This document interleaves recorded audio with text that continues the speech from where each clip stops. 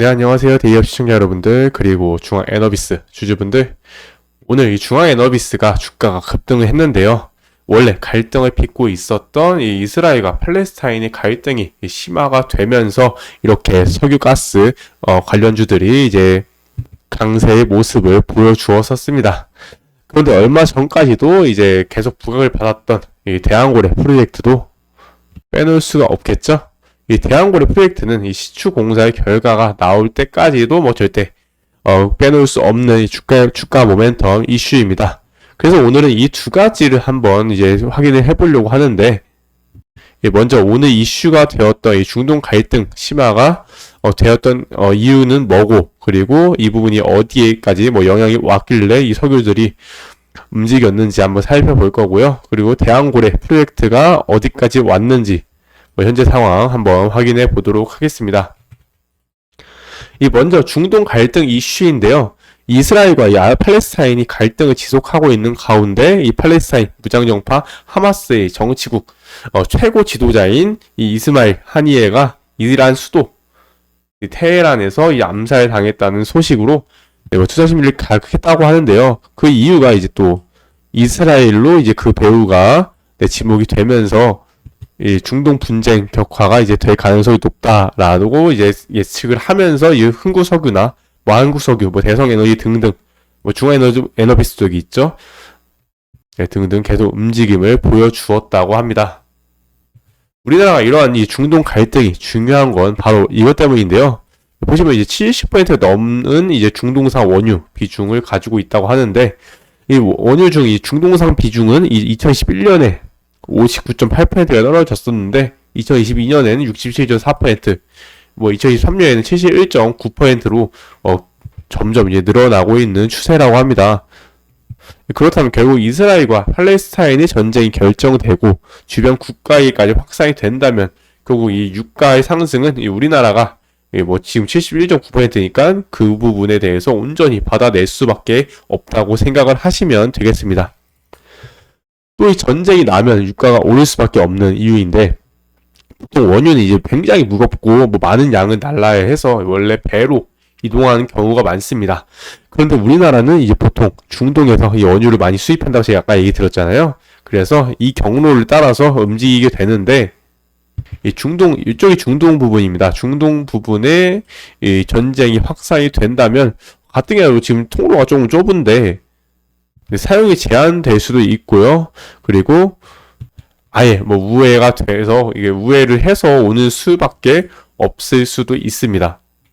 그래서 유가가 상승할 수밖에 없을 거고, 결국 석유주들이 움직인 걸로 풀이하시면 되겠습니다. 중동 갈등 부분은 뭐 이후에 추가적인 소식 있으면 또 얘기를 드리도록 하겠습니다. 그리고 이제 대한고래 프로젝트에 대해서 한번 얘기를 드릴 텐데요. 보시면 이 잘 모르시는 분들을 위해서 뭐 간단하게 제가 좀 얘기를 드리겠습니다. 윤석열 대통령은 6월 4일 포항 영일만 앞바다에서 막대한 양의 석유와 이 가스가 매장되어 있을 가능성이 높다는 물리탐사 결과가 나왔다고 합니다. 근데 이처럼 직접 나와가지고 윤석열 대통령이 직접 브리핑한 내용입니다. 뭐 이후에는 뭐 실제 석유와 가스가 존재하는지랑 뭐 실제 매장 규모는 얼마나 되는지 확인하는 뭐 탐사 시추 단계로 뭐 넘어갈 거라고 했는데요. 이 발표 이후에는 이 동해가스전 글로벌 뭐 업체 5곳이 투자 관심을 보였다고 합니다. 그래서 왜 우리나라 건데 투자를 받으려고 하지? 그러면 우리 투자한 회사에게 우리가 돈을 줘야 하는 거야 아니야? 그러면 아니면 또 이제 지분을 또 줘야 되는 거 아니야? 라고 뭐 생각을 하시는 분들이 많으실 겁니다. 그 이유는 이제 석유가스 존재 여부를 확인하기 위해서는 이 구멍을 뚫는, 제가 아까 계속 얘기 드렸던 시추 탐사의 실수 탐사를 꼭 해야 되는데, 이 부분이 일단 1천억 원의 이상 가격이 나온다고 합니다. 그래서 뭐 국회 예산 증액 협조가 좀 불투명한 상황이기 때문에 이 정부와 이 석유공사가 심해 유전 개발 경험이 있는 뭐 글로벌 업체 5곳을 뭐 계속 이제 투자를 지금 눈에 돌리고 있다고 하고 있습니다. 최근 동해가스전 개발 현재 상황은 이제 뭐 첫 시추지로 이 대한고래로 낙점이 됐다고 하는데, 대한고래가 이게 프로젝트 이름이 아니라 뭐 지역 이름이었나 하시는 분들이 계실 겁니다. 그 이유라고 제가 얘기 드리면, 원래 이 석유공사나 뭐 정부가 이 대외 보안을 위해서 뭐 대왕고래 아니면 오징어, 명태 등 뭐 해양 생물의 이름으로 뭐 각각 붙여서 이 관리를 해왔었는데 이 중 이제 가장 석유가 많고 뭐 가스가 많이 매장되어 있을 것으로 추정이 되는 곳이 바로 이 대왕고래라고 합니다. 근데 위치를 보시면 이렇게 8강구랑 뭐 6-1 광구가 있는데 이쪽이 이제 북쪽 구역에 걸쳐서 뭐 동서 강양으로 이제 길게 형성된 지역인 부분으로 이제 말을 하고 있다고 하는데요. 뭐 실제로 이 시추는 아마 하반기에 이루어질 거라고 하면서 네, 이 부분은 뭐 지속적으로 좀 확인을 해보아야 될 부분으로 네, 생각을 하고 있습니다.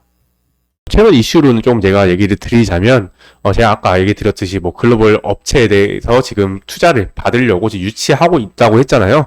그 부분에서 지금 아람코나 뭐 애니가 투자 검토 소식을 뭐 보여주고 있다고 합니다. 좀 더 밑을 보시면 이 동해 심해 유전 가스전 개발 이 대한고래 프로젝트의 이 글로벌 메이저 석유가스 기업인 이 아람코와 뭐 애니가 이 투자를 검토 중이라는 소식이 전해졌다고 합니다. 현재 우리나라가 이제 주최하는 지금 굉장히 큰 사업인 만큼 이렇게 아람코나 뭐 애니가 들어와 준다면 그만큼 이제 사업에 대한 이 신뢰성 또한 있을 것으로 판단을 하고 있습니다. 네, 주가의 모습을 보시면 뭐 이렇게 하락 추세를 보여준 이후에 현재 좀 박스 구간에서 계속 오르락 내리락 하고 있는 모습인데요. 뭐 이전에 뭐 이러한 이 상승 흐름 같은 경우는 아까 제가 계속 얘기 드렸던 뭐 이 이스라엘과 뭐 하마엘의 뭐 전쟁 관련 소식이나 아니면은 제가 얘기 드렸던 또 이 대왕고래 관련된 이슈로 해서 움직인 부분으로 판단을 하고 있습니다. 그럼 뭐 이 부분 이전에 이 상승했던 부분을 지금 뚫어주려면은 일단 매집 구간이 좀 필요한데 그래서 이 부분은 조금 매집을 하면서 조금 이제 물량 모아가면서 이러한 저항 구간 조금 해소를 매물대를 좀 해소를 해주고 있는 모습이라고 생각을 하시면 되겠습니다. 네, 수급적인 상황을 보시면 최근 개인들이 조금 많이 샀고 외국인들이 조금 많이 파는 경우가 있었습니다. 오늘 이제 급등하는 모습을 보여주었음에도 불구하고 이 외국인들은 이제 차익 실현을 하면서 떠나갔고 결국 이 개인들이 이제 많은 물량들을 갖고 있는 상황인데요. 결국 이후에도 이 이스라엘과 이 팔레스타인의 분쟁과 그리고 이 대왕고래 관련된 이슈로 주가 모멘텀은 충분히 있는 상황으로 보여지고 있습니다. 이 부분이 추후에 이슈가 어떻게 나온지를 저와 함께 계속해서 확인을 해보면 좋을 것 같습니다. 제가 준비한 소식은 여기까지고요. 시청해 주셔서 감사합니다.